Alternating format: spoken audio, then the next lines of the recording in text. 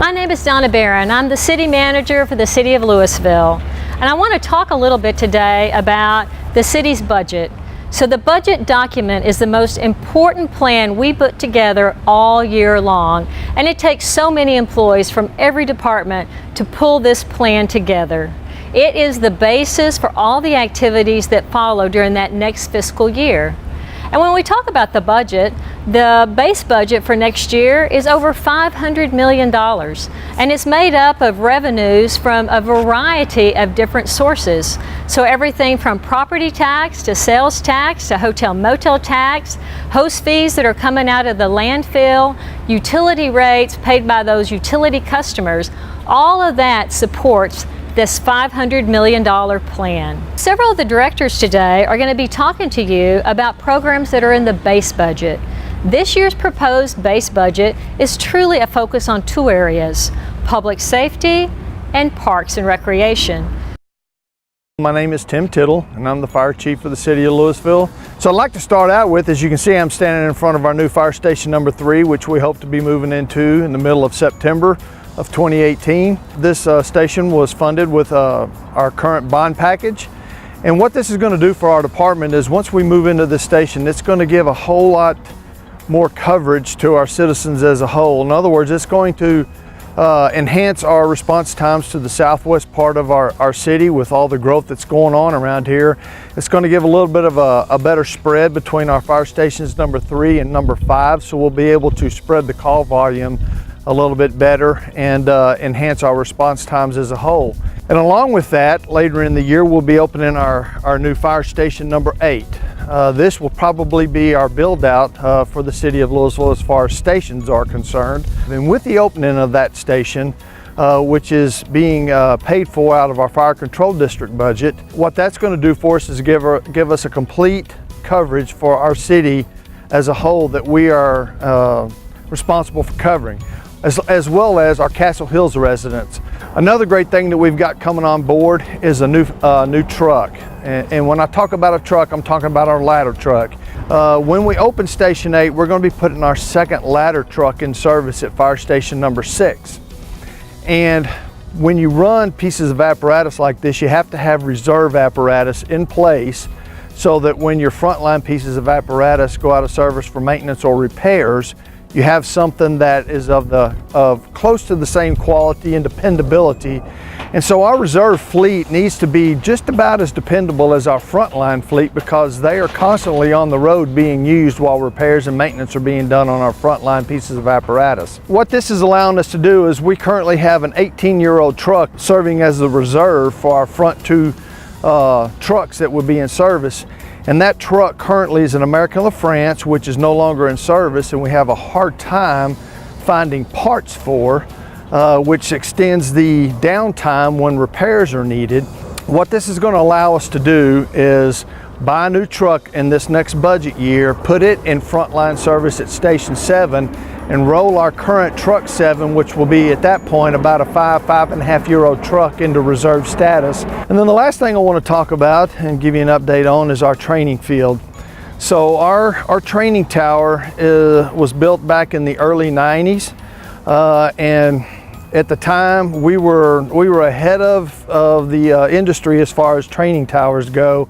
But just due to the amount of years and the wear and tear on that tower, it is now to the point where it is not repairable to where we feel comfortable that we can continue to do live burns. And so currently what we're doing is, we are contracted with BRW Architects to do a study, a feasibility study, to see what it would take to replace that tower with a tower that will be more conducive to today's training environments. The great thing is we're partnering with a neighboring city, the City of the Colony, and their fire department. They're going to come on board as partners in this endeavor, and are going to help with some of the costs.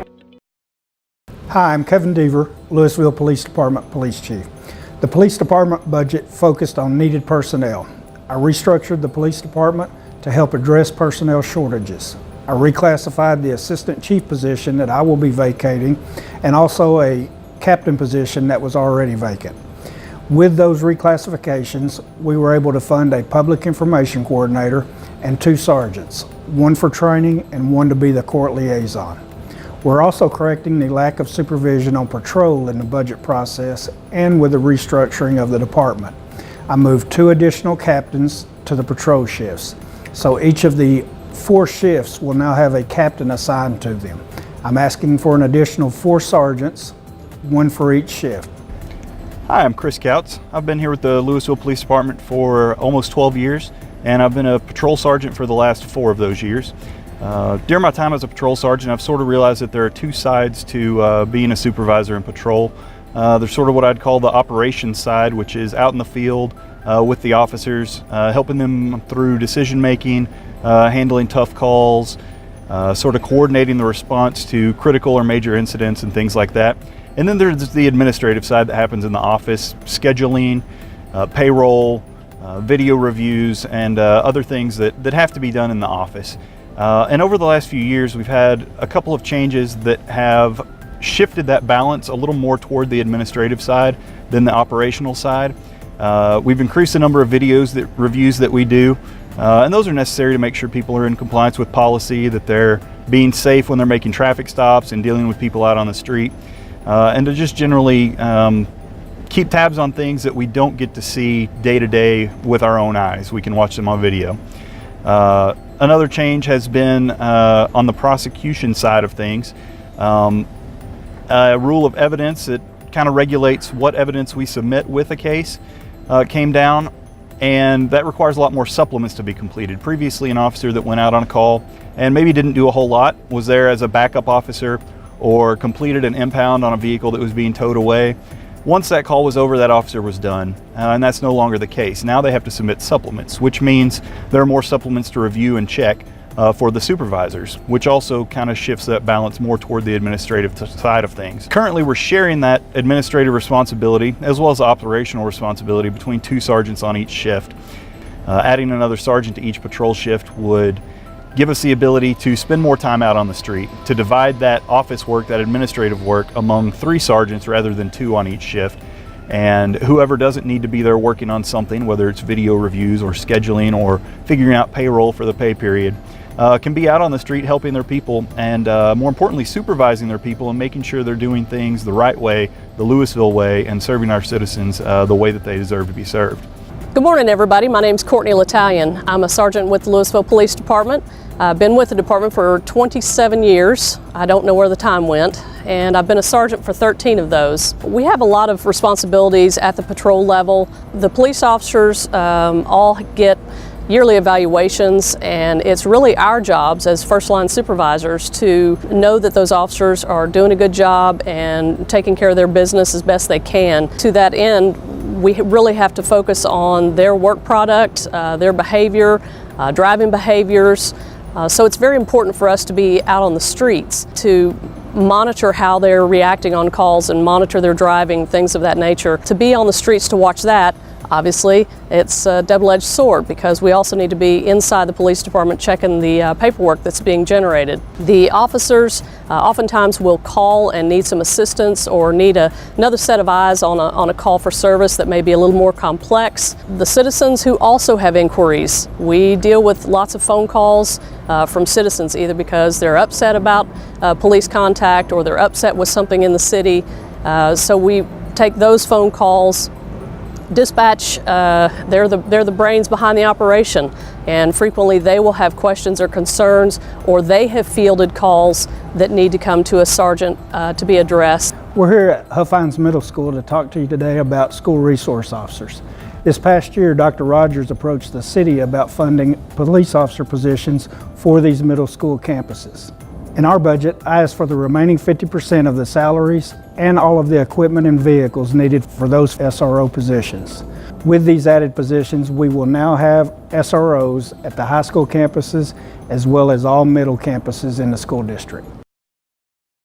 Hi, my name is Stacy Anaya. I'm the director of the Parks and Recreation Department, and we're out here at the Louisville Rodeo Arena. The city manager and the budget officer have helped us put together some funds so that the Public Services Department, the Parks and Recreation Department, and the CVB can work together to make improvements to the rodeo arena, but also come together to work with the community to put a master plan together to figure out how we can activate and repurposed the site so that residents can visit and utilize it throughout the year. We're out here at the Lake Park Sports Complex where we'll be executing a project to replace the lighting system at both the baseball, softball fields and the soccer fields.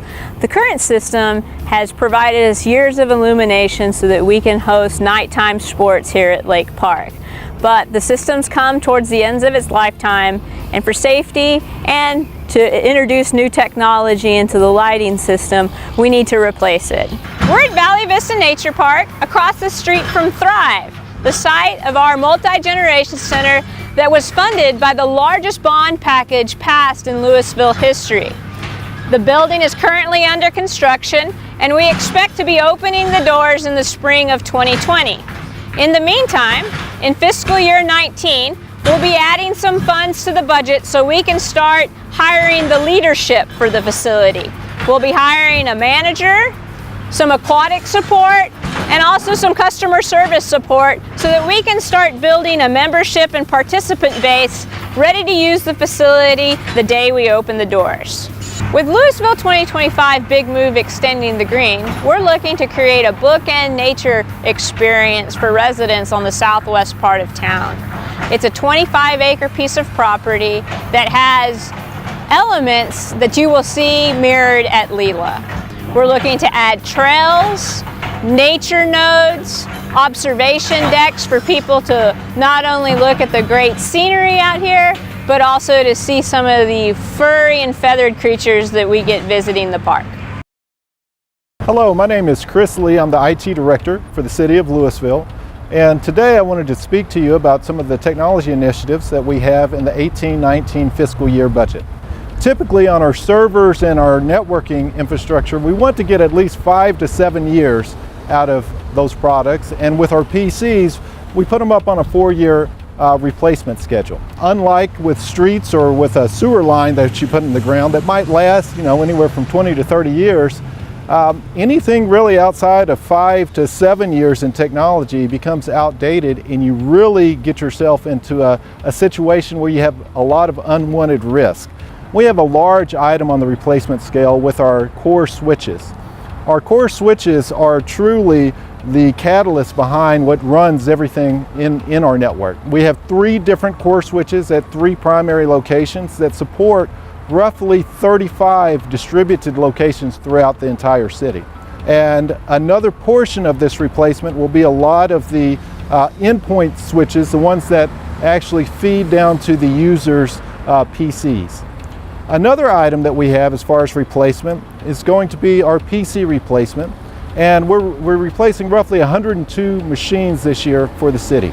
We've got 2 action items that deal specifically with security, and one of them is really targeted towards our employees. We're truly pushing out phishing campaigns for our employees and then training them on the ones that click on things that shouldn't or whatnot.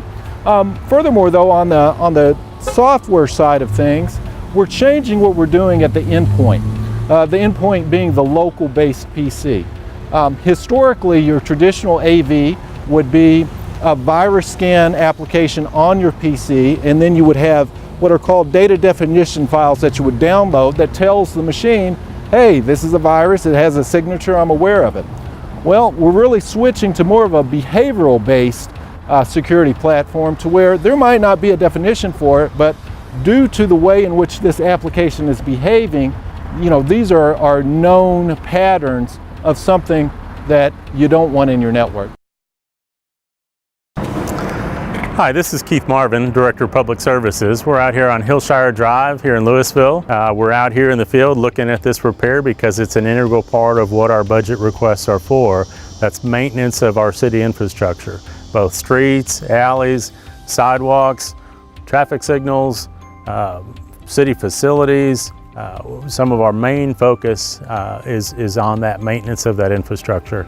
We've got a number of things over at the Municipal Annex this year in the police station, some of the projects going on over there, as simple as light pole repairs, restoration, painting. At the MCL Grand interior, some of the exterior metal at that building is beginning to show rust and deterioration. The Keeley Complex, the Stephen L. Backus Public Service Center, and the Parks Operations Center out there on Keeley need a little bit of a facelift. We've got painting in there. We have 2 pieces of equipment on the list, both of them trailer replacements in the general fund that are on the unfunded list. And one of those is to transport a piece of equipment that we have that is heavier than our trailer is rated for. So we really need that trailer to be able to help us safely transport that equipment. Another one is the replacement of a foam injection truck. It's a converted dump truck that's right now hauling foam equipment that we could put on a much smaller trailer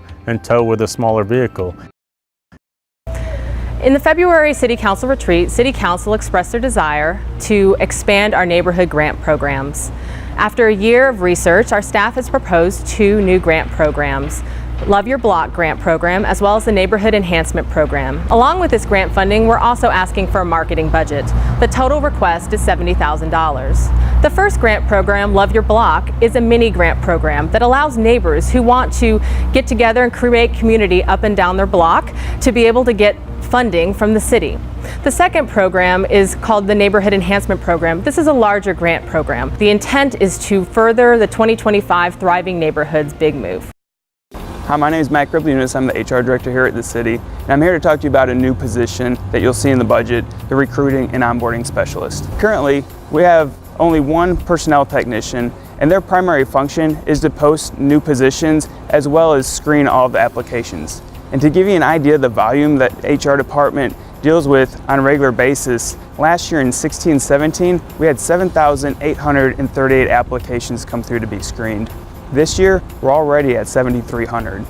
For full-time positions, we filled last year 233 full-time positions. This year, we're already at 221, and these numbers just continue to increase each year.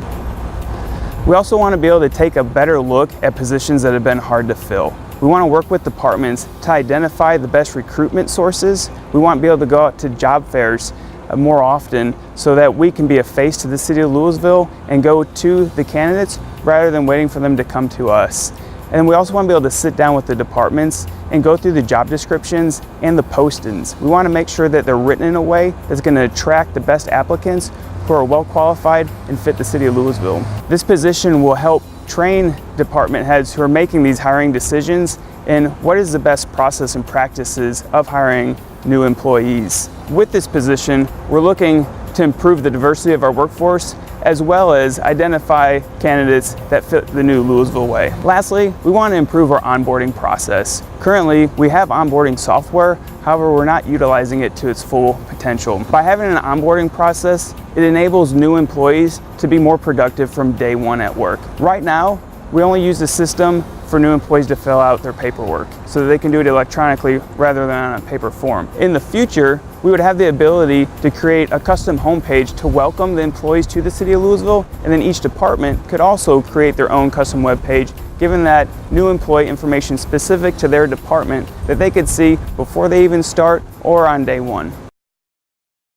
I'm James Kunke, Director of Community Relations and Tourism. You will notice several new items in this year's budget for community relations and tourism. In the hotel fund budget, you'll notice some additional funding to add some events and grow some of the existing special events. That does include some additional staffing to cover those demands. In the general fund, you'll see a project that we're very excited about, even though it's a relatively small expense. When our community outreach specialist was brought on board last year, he spent a good amount of his time digging into the online complaint submission system on the website and on the mobile app. And he found that the system was not as efficient as it could be and not as user-friendly as it could be. So he came up with some options that we believe will better serve the public and better serve the departments.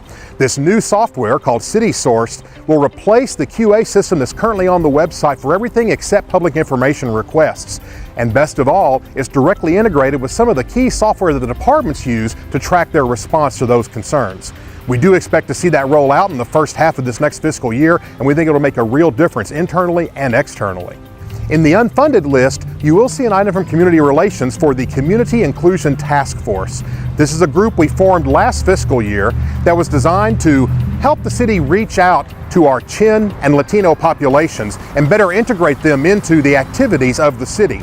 Our hope is that they will feel a welcome part of the Louisville family while still retaining the wonderful cultures that really make their life special. In reaching out to the Chin community, one of the things that we found is that our city departments and our staff have a real lack of understanding of Chin culture and Chin language. We've been meeting with representatives of the Chin community to find ways to bridge that.